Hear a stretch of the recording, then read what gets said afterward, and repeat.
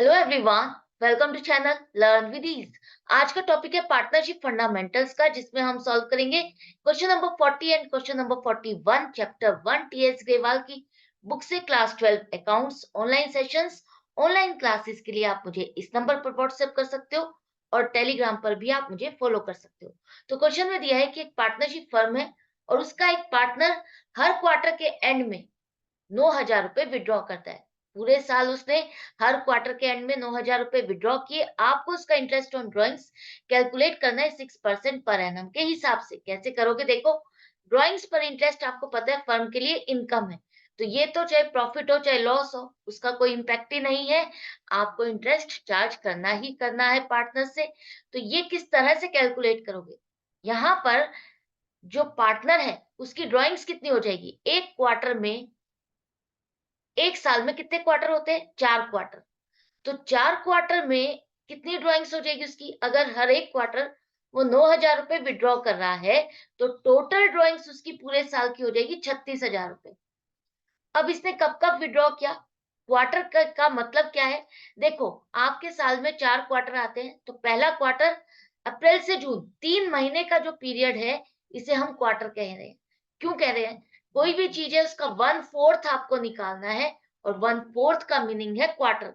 तो हमारे इस साल का एक चौथाई हिस्सा कितना हो जाएगा? अप्रैल टू जून, 3 महीने, जिसके एंड में वो विड्रॉ कर रहा है, तो 30 जून को विड्रॉ कर रहा है।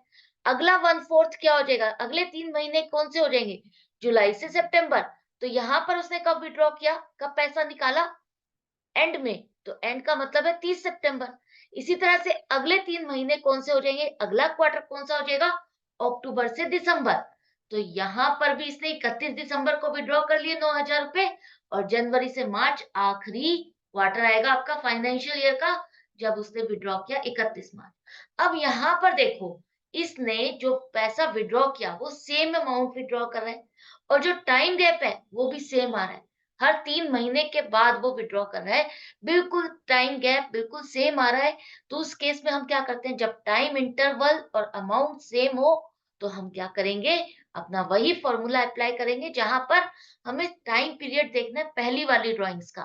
पहली वाली ड्राइंग्स को विड्रॉ करने के बाद कितना टाइम बचा, उसको उसने कितने टाइम पीरियड के लिए यूज किया। तो अगर उसने पहली ड्राइंग्स 30 जून को की, तो उसके बाद उसने उसको यूज कितने टाइम के लिए किया? 1 जुलाई से 31 मार्च तक, मतलब कि 9 महीने।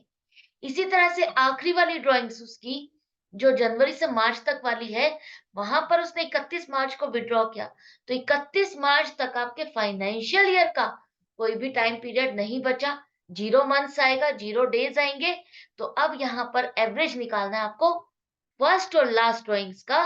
तो 9 + 0/2 करोगे इज इक्वल टू 4.5 मंथ्स। तो इसके लिए अब आपको इंटरेस्ट निकालना है। तो टोटल ड्राइंग्स क्या हो गई आपकी? 36,000। रेट क्या है? 6%। मल्टीप्लाइड बाय एवरेज पीरियड करोगे 4.5 महीने, तो आपके पास इंटरेस्ट ऑन ड्रॉइंग्स आ गया 810 रुपए। तो बस आपको इतना ध्यान रखना है, अगर जल्दी से कैलकुलेशन करनी है, इस फंडा को अप्लाई करना है, तो आपको ध्यान रखना है कि सेम अमाउंट विड्रॉ की जा रही हो। जब भी विड्रॉ कर रहा है वो सेम अमाउंट विड्रॉ कर रहा है, और जो विड्रॉ का टाइम पीरियड है, दोनों के बीच में टाइम गैप सेम होना चाहिए, तब हम अपना ये रूल अप्लाई कर सकते हैं।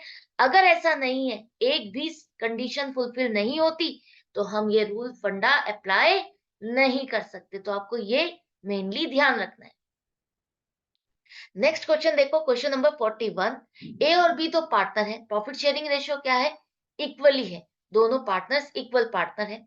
ए 4,000 रुपए हर महीने की शुरुआत में विड्रॉ कर लेता है, और ऐसा उसने 6 महीने तक या हर महीने की शुरुआत में विड्रॉ कर रहा है, जो कि 30 सितंबर 2022 को एंड हो रहे हैं। यहाँ पर इंटरेस्ट ऑन ड्रॉइंग्स कैलकुलेट करना है 5% per annum for a period of 6 months. 6 महीने तक का ही आपको कैलकुलेट करना है। यहाँ पर आपको क्लियरली मेंशन किया गया है, आपको पूरा साल नहीं लेना। इसका मतलब क्या है? देखो, यहाँ पर इसने ड्राइंग्स कब कब की? उसने हर महीने 4,000 रुपए विड्रॉ किए। इसका मतलब पूरे साल में, पूरे 6 महीने में उसने कितना पैसा विड्रॉ किया? 4,000 मल्टीप्लाइड बाई 6, 24,000 रुपए। अब उसने कब कब विड्रॉ किया? हर महीने की शुरुआत में, मतलब कि 1 अप्रैल, 1 मई, 1 जून, 1 जुलाई, 1 अगस्त, 1 सितंबर, 6 महीने तक वो 4,000 रुपए विड्रॉ करता गया। 6 महीने के बाद उसने नहीं किया और इसी 6 पीरियड का आपको कैलकुलेट करना है। तो यहाँ पर जो मेन कन्फ्यूजन और डाउट हो सकता है और जो गलती आप कर सकते हो, वो मैं बताती हूँ। हमारा टाइम गैप तो सेम है, बिल्कुल सेम है, 1-1 महीने का ही गैप है। अमाउंट भी सेम विथड्रॉ कर रहे हैं और जो फर्स्ट ड्राइंग है उसका पीरियड अब आपको निकालना है, तो हम क्या लेंगे? 1 अप्रैल से 30 सितंबर आपका कट ऑफ टाइम है, वहां तक आपको देखना है कि उसने वहां तक कितना यूज किया। 31 मार्च तक मत पहुंच जाना। जब यहाँ पर 30 सितंबर लिखा है एंडेड 30 सितंबर, तो आप यही लेके चलोगे कि 30 सितंबर तक उसने उस पैसे को कब तक कितना यूज किया। तो 4,000 जो पहली ड्राइंग्स है वो 1 अप्रैल को उसने विड्रॉ की, तो 1 अप्रैल से 30 सितंबर तक 6 महीने हो गए। और जो लास्ट ड्राइंग्स है वो 1 सितंबर है। तो 1 सितंबर को जो पैसा उसने विड्रॉ किया उसने वो यूज किया 1 सितंबर से 30 सितंबर, मतलब कि 1 महीना। तो एवरेज पीरियड क्या हुआ? आपका हो गया 3.5 महीने का, जिस पर हम इंटरेस्ट निकालेंगे। पूरी drawings 24,000 multiplied by rate of interest 5% है।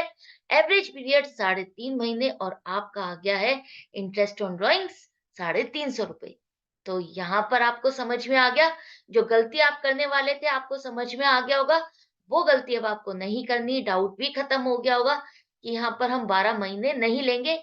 स्पेसिफिकली यहाँ पर लिखा हुआ है 30 सितंबर 2022 तक, तो इसलिए आपको यहीं तक का पीरियड कैलकुलेट करना है, पूरे साल का नहीं करना।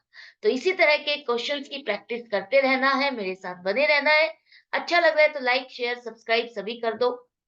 मिलती हूँ नेक्स्ट वीडियो में नेक्स्ट क्वेश्चन के साथ। Good bye and take care.